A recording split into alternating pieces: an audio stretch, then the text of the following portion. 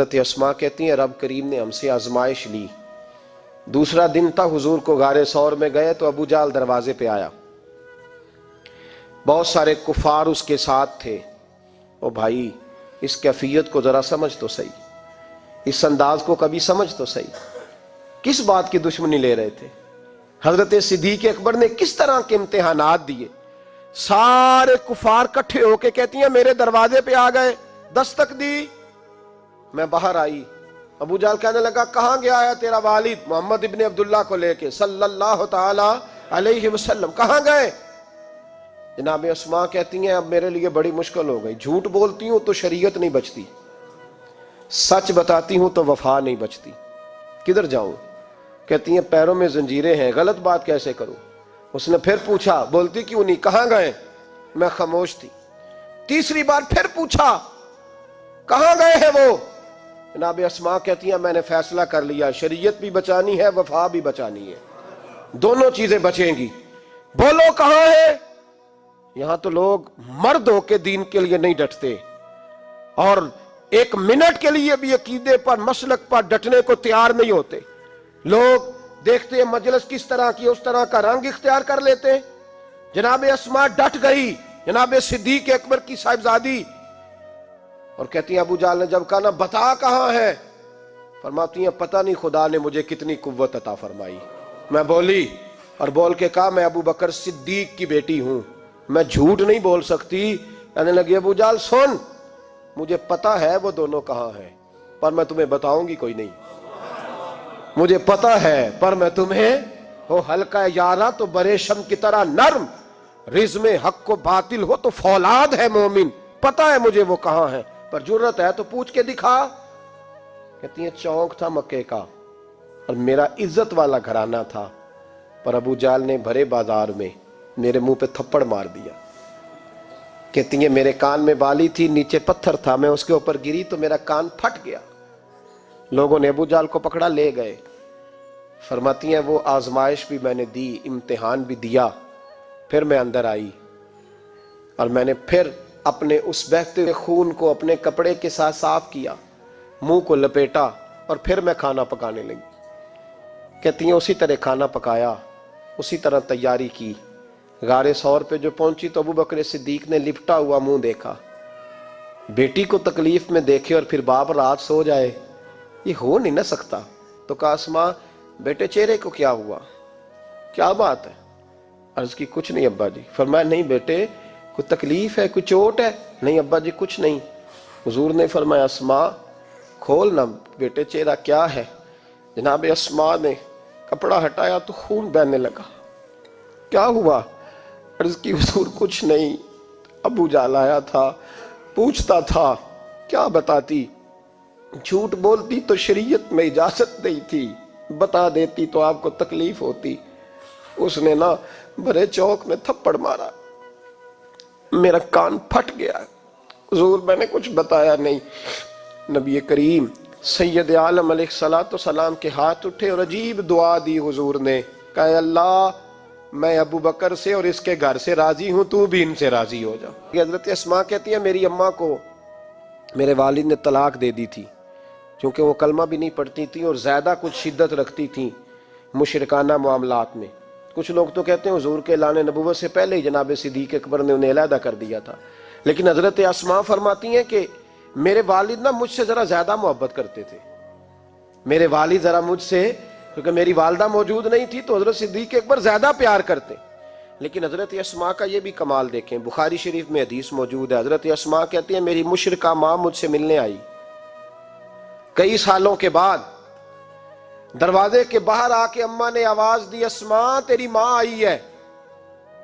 तो हजरत अस्मा तेजी से उठी, माँ मिली है ना कई सालों के बाद, लेकिन जाके बगलगीर नहीं हुई, बल्कि अम्मा दरवाजे पे थी तो जनाब अस्मा ने अंदर से कुंडी लगा ली, दौड़ के उठ के कुंडी लगाई और कहा जाओ हजरत आयशा सिद्दीका को मेरा पैगाम दो कि महबूब से पूछ के बताएं कि मुशरिका माँ आई है, अगर नबी पाक कहेंगे तो अम्मा से मिलूंगी। इसलिए कि मेरा सारा कुछ मेरे नबी से वाबस्ता है, मेरा सारा कुछ महबूब के कदमों से वाबस्ता है। हुजूर इजाजत देंगे, ये बुखारी मुस्लिम में मौजूद, फिर मिलूंगी। तो हजरत اسما کا جب پیغام گیا تو نبی پاک علیہ السلام نے فرمایا وہ مشرکہ ہے تو خود ہی اللہ اس سے پوچھ لے گا، اسما سے کہو تمہاری تو ماں ہے نا، تم تو ملے نا، میرا ابا جی ظالم ہی بڑا ہے، حضرت جی آپ کو نہیں پتا بڑے ظالم ہیں، انہوں نے میرے ساتھ بڑی زیادتیاں کی ہیں۔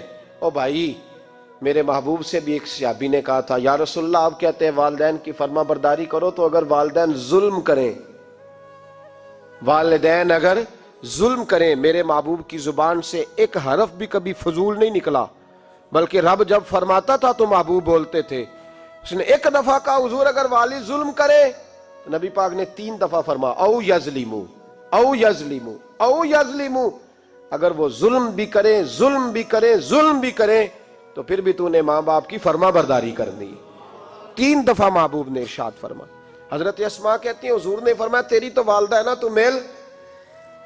پھر پیغام بھیجا کہ یا رسول اللہ وہ کچھ تحفے بھی لائی ہیں، اگر اجازت ہو تو قبول کروں؟ فرمایا تیرے لیے اجازت ہے۔ حضرت اسما اتنی مضبوط مسلمان تھی کہ اماں مشرکہ تھی، لیکن اس کے قریب جانا انہوں نے پسند نہ کیا جب تک حضور اجازت نہ دے۔ فرماتی ہیں جب میرے ابا جی ہجرت کے لیے جانے لگے نا غار ثور پہ، تو میری ڈیوٹی لگا گئے، کہنے لگے بیٹی تو بڑی ہے، پیچھے ذرا خیال رکھنا۔ کہتی ہیں 60,000 دینار تھے گھر میں، والد گرامی جب گئے تو ہر چیز ہی ساتھ لے گئے، ایک پیسہ نہیں چھوڑ کے گئے۔ کہتی میرے دادا نابینا تھے حضرت ابو قحافہ، بعد میں مسلمان ہو گئے، وہ آئے اور آ کے کہنے لگے اسما تیرا ابا سارا کچھ لے گیا ہے، کچھ چھوڑ کے بھی گیا ہے۔ تو کہتی ہیں میں پریشان ہو گئی، کیا جواب دوں، دادا جی بوڑھے یہ تو احتجاج کریں گے۔ کہتی ہیں کہا نہیں نہیں بڑی خیر ہے، بڑا کرم ہے، کہا نہیں مجھے بتا کچھ چھوڑ کے گیا ہے، مجھے امید نہیں ابو بکر کچھ چھوڑ کے جائے گا، اور جب محمد ابن عبداللہ صلی اللہ علیہ وسلم پہ خرچ کرتا ہے تو ہر چیز ہی لٹا دیتا ہے، بتا کچھ چھوڑ کے گیا ہے؟ تو حضرت اسما کہتی دادا جی بوڑھے تھے تو مجھے تجویز آئی، میں جلدی جلدی سے اٹھی، چھوٹے چھوٹے روڑے میں نے کہ گھڑے میں رکھے، اس کے اوپر میں نے ٹاٹ ڈال دیا، میں نے کہا دادا جی پیسے ہیں، ان کا بازو تھام کے تو میں نے وہاں لگا دیا ٹاٹ کے اوپر۔ کہتی ٹاٹ کے اوپر لگایا، یہ نہیں بتایا نیچے کیا، میں نے کہا یہ دیکھیں، کہنے لگی اچھا اچھا ٹھیک ہے، میں نے یہ نہیں کہا پیسے ہیں، غلط بات بھی نہیں کی، اے دیکھیے۔ کہتی ہیں دادا جی کو تسلی ہو گئی، وہ مطمئن ہو گئے، وہ مطمئن ہوئے تو میری آنکھوں میں آنسو آ گئے، میں رو پڑی، میں نے کہا دیکھو رب کریم اس عمر میں مجھ سے کیسی خدمتیں لے رہا، جوان بیٹی، یہ ہمارا ہنستا بستا شہر ہے اور سارے اپنے ہیں ہم آپس میں، لیکن کسی کی جوان بچی اس محلے دار سے جس کو وہ بچپن سے جانتی ہے، کونے میں جوان بچی 20-22 سال کی اگر ماچس لینی چلی جائے تو شور ہو جاتا ہے، وہ بیٹی نکل آئی ہے جی، ابا جی شام کو گھر آئے تو محلے دار غیبت کریں گے، بیٹی تیری جوان وہاں کھڑی تھی آج سبزی لینے آئی تھی ماچس لینے، ابا درہ نکال لیتا ہے، بیٹی کیسے باہر چلی گئی؟ بھئی اپنا محلہ ہے، سارے اپنے لوگ ہیں، کیوں پھر بھی نہیں جا سکتی؟ کیسے گئی؟ 5413 فٹ اونچی غار ہے غار ثور، اور جب ہم وہاں جاتے ہیں تو تجربہ کار حاجی مشورہ دیتے ہیں، کہتے ہیں سویرے سویرے جانا فجر کی نماز کے وقت، ورنہ دوپہر میں جانا بڑا مشکل ہوتا ہے۔ 3 بوتلیں بغل میں پانی کی، رستے میں 4-5 جگہ جو ہے وہ بیٹھنے کی جگہ بنی ہوئی ہے، وہاں ڈھابے ہیں چائے کے، بوتل کے، پانی کے، رستے بن گئے۔ لیکن جب حضرت صدیق اکبر نبی پاک کو لے کے گئے کوئی رستہ نہیں تھا، دشوار گزار گھاٹی تھی، کہنے لگے محبوبہ آپ کو تکلیف ہوگی، آپ میرے کندھوں پہ بیٹھ جائیں، پباں پہاڑ قدم نہیں جے لاؤندا تے 100 پہاڑ تے چڑھیا جاندا، او پیا جاندا دے یار نبی دا، اے اصلی دلدار نبی دا۔ حضرت صدیق اکبر حضور کو لے گئے اور ڈیوٹی لگائی، فرمایا اسما میں نہیں چاہتا، پریشانی جتنی مرضی ہے، ایمرجنسی جتنی مرضی ہے، پر میری محبت گوارا نہیں کرتی کہ حضور سرکے اور کھجور پہ گزارا کریں، بیٹے تازہ کھانا پکا کے پہنچانا ہے۔ 5413 فٹ اونچی غار اور دن کو ڈر آئے، حضرت اسما کہتی ہے میں روز تازی روٹی پکاتی، کھانا تیار کرتی، جب دنیا سو جاتی تو میں پہنچا کے آتی۔ کون حضرت ابو بکر صدیق کی محبت کا اندازہ کرے گا، کون اس گہرائی تک جائے گا؟ حضرت اسما کہتی ہے ایک دن کپڑا ہی کوئی نہیں تھا گھر میں، عورتیں نا سینہ بند باندھا کرتی تھی، عرب کے لوگ کھلے کپڑے پہنتے تھے تو کمر بند باندھتی تھی، اسے نتاق کہتے تھے۔ حضرت اسما کہتی ہے میں نے اسے پھاڑا، آدھے میں روٹی باندھ لی اور آدھا میں نے کمر کے ساتھ باندھ لیا، جب لے کے گئی نا، یہ بخاری ہے، تو حضور نے دیکھا، حضرت ابوبکر نے دیکھا کہ بیٹے یہ تو سینہ بند ہے. کہا ابا جی آدھا وہاں ہے آدھا میں نے باندھا ہوا ہے. تو محبوب نے فرمایا تو ذات النطاقین ہے، تو دو کمر بند والی ہے. فرماتی ہیں میرا نام ہی پڑ گیا اس سے، دو کمر بند والی. حضرت اسماء روز کھانا پہنچاتی. حضرت اسماء بنت ابی بکر صدیق رضی اللہ تعالی فرماتی اس انداز میں قربانیاں دیں. پھر ایک وقت آیا، فرماتی ہیں میرے گھر میں دولت تھی، مال تھا، میں نے بڑا کچھ دیکھا تھا، لیکن میرے لیے رشتہ آیا نبی پاک کی پھوپھی کے بیٹے کا، حضرت زبیر بن عوام. یہ حضور کی پھوپھی کے بیٹے بھی ہیں، اور جو 10 صحابہ کو حضور نے جنت کی بشارت دی اس میں بھی شامل ہے. حضور نے فرمایا میرا حواری ہے زبیر بن عوام، اور 10 مبشرہ صحابہ میں شامل ہے. لیکن گھر میں غربت تھی، تنگ دستی تھی، مجبوری تھی. جناب اسماء کہتی ہیں میرے ابا جی نے کہا بیٹا تیرے لیے رشتہ آیا ہے.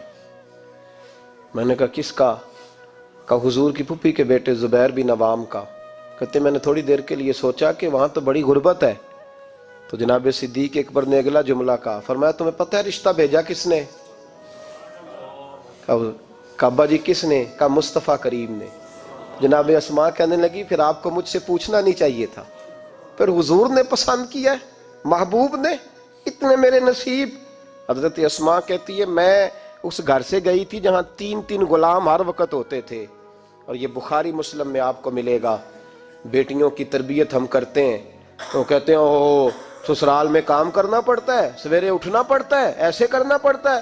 سنو جناب صدیق اکبر رئیس مکہ اور مدینہ کی بیٹی فرماتی ہیں میں جب زبیر بن عوام کے گھر میں گئی تو میں آٹا بھی گوندتی تھی، میں کپڑے بھی دھوتی تھی. محبوب نے میرا رشتہ کرایا نا. فرماتی ہیں میں چکی بھی پیستی تھی. فرماتی ہیں زبیر بن عوام نے گھوڑا رکھا ہوا تھا، وہ جب باہر جاتے تو میں گھوڑے کے لیے چارہ بھی کاٹ کے لاتی تھی، میں اس گھوڑے کو بھی سنبھالتی تھی. میرے ہاتھوں میں چھالے پڑ جاتے. ایک دن میرے ابا جی نے دیکھ لیا. ابو بکر صدیق بڑے پریشان ہوئے. کہتی ہیں انہوں نے جا کے محبوب کی بارگاہ میں عرض کی حضور اگر آپ اجازت دیں تو میں زبیر کو ایک غلام نہ دے دوں، میری بیٹی کام کرتی ہے، اس کے ہاتھوں میں نے چھالے دیکھیں، ایک غلام نہ دے دوں. ڈائریکٹ حضرت زبیر بن عوام سے نہیں کہا کہ تو اتنا کام کراتا ہے، جھگڑا نہیں کھڑا کر دیا.